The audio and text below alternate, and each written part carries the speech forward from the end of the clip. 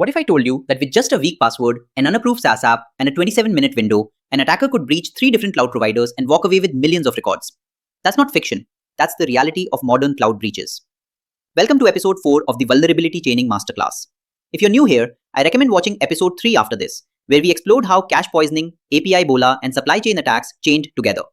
But for now, let's see how attackers combine SSO Brute Force, Shadow SaaS, and Multi-Cloud Lateral Movement into a deadly sequence. As always, quick disclaimer before we dive in.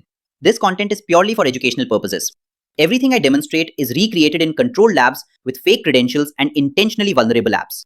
Do not attempt these techniques on systems you don't own or don't have explicit written permission to test. Stay ethical, disclose responsibly, and remember, the goal is to learn how to defend, not to attack. Here's today's roadmap. First, attackers brute force their way into enterprise identity systems, SSO logins like Okta, Azure AD, or Google Workspace. That's the foothold. Next, they move sideways into Shadow SaaS, those unsanctioned apps your teams use without IT approval.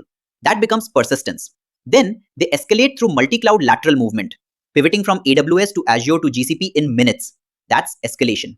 Finally, we'll talk defenses, how to break the chain at any phase and stop the attack cold. Let's set the stage with some numbers. SSO breaches are up 57% year over year. 85% of SaaS apps in enterprises are unmanaged by IT. Attackers can pivot across clouds in just 27 minutes. And only 3% of these attacks are detected before data leaves the network. That's the chain. Foothold, persistence, escalation, data theft. And it all happens faster than most companies can respond. Let's start at the door. Single sign-on. Attackers don't need 0 days here. They just try password spraying, using common passwords like Spring 2025 across many accounts, timed carefully to avoid lockouts. Or they use credential stuffing, replaying usernames and passwords leaked from old data breaches, hoping employees reuse them. When MFA is in place, they may trigger MFA fatigue, bombarding users with endless push notifications until someone finally taps approve just to stop the noise. And the prime targets? Azure AD, Okta, Google Workspace, AWS IAM, and even old VPN portals. What happens if you ignore this? SSO brute force attacks rose 57% last year. Breaches cost an average of $4.88 million each. And without MFA, attackers succeed 83% of the time. That means if your identity layer is weak, the attackers don't need exploits, they just need persistence and patience. Once inside, attackers look for persistence. That's where Shadow SaaS comes in. These are apps your employees use without IT approval. Dropbox for file sharing, Notion for collaboration, ChatGPT for AI prompts, GitHub personal repos for code. Each unsanctioned app becomes a potential backdoor. Employees upload sensitive data, connect OAuth tokens, and bypass enterprise controls. The scary part? 85% of SaaS apps in use are unknown to IT. Every one of them is an open side door. The risks are massive. 85% of SaaS apps are unmanaged. 65% of Shadow IT deployments lead to data loss. And breaches involving Shadow SaaS cost $4.9 million on average, 32% higher than standard breaches. On top of that, you face compliance violations under GDPR or HIPAA, OAuth tokens that attackers can exploit, and insecure dependencies that expand your attack surface. And here's proof it happens in the real world. In 2024, Disney suffered a breach when a single unapproved SaaS tool spread malware across the enterprise. Financial impact, $65 million. 1.2 million customer records exposed. $22 million in regulatory fines. The timeline was simple. Unauthorized adoption, malware introduction, data exfiltration, and only later, detection. One Shadow app brought down a giant. Now the attackers go global. Once they compromise one cloud, they pivot to others. AWS to Azure to GCP, connected through OAuth tokens, integrations, and trust relationships. The stats? 70% of cloud breaches involve lateral movement. Pivot time? Just 27 minutes. Detection? Only 3% before data is gone. Identity hopping, SaaS pivoting, OAuth abuse. This is how attackers maximize reach and minimize detection. Here's what that looks like in practice.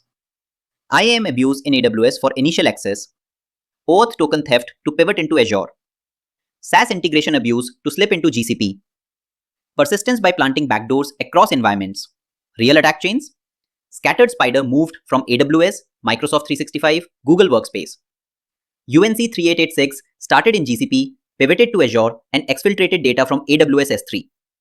Average pivot time? Again, 27 minutes. That's all it takes to go cross-cloud. Let's put it in a timeline. Day 0, initial SSO breach. Day 1 to 2, reconnaissance, finding SaaS connections. Day 3 to 4, pivoting across AWS, Azure, GCP. Day 5 to 6, escalating privileges. Day 7, data exfiltration. And remember, only 3% of these attacks are detected before data leaves. That's why lateral movement is one of the most feared tactics today. Now, let's chain it all together. Step 1. SSO breach via password splay. Step 2. Shadow SaaS apps with excessive OAuth permissions. Step 3. Cross-cloud pivot via those apps. Step 4. Escalation to sensitive data. From first login to sensitive data, 27 minutes on average. That's the power and danger of chaining. Here's how it played out in one global finance company. Day 1. Azure AD password spray. Attacker got in. Day 17. Shadow SaaS discovered. OAuth token stolen. Day 28. Multi-cloud pivot across 3 environments. Day 63. Breach finally detected. By then, 4.2 million records were stolen. Financial impact? $8.2 million. The attack lasted 27 minutes. The detection took 63 days. That's the gap we need to close. So how do we break the chain? SSO defenses, adaptive MFA, smart lockout, monitor unusual login patterns. Shadow SaaS defenses, real-time discovery, lock unauthorized OAuth connections, use CASBs. Multi-cloud defenses, enforce least privilege, deploy unified visibility across providers, and monitor credential use across clouds. Key detection signals, watch for distributed login attempts. Watch DNS logs for unauthorized SaaS domains. Watch for credentials used across environments. Break any one link and the whole chain collapses. But point solutions aren't enough. You need defense in depth.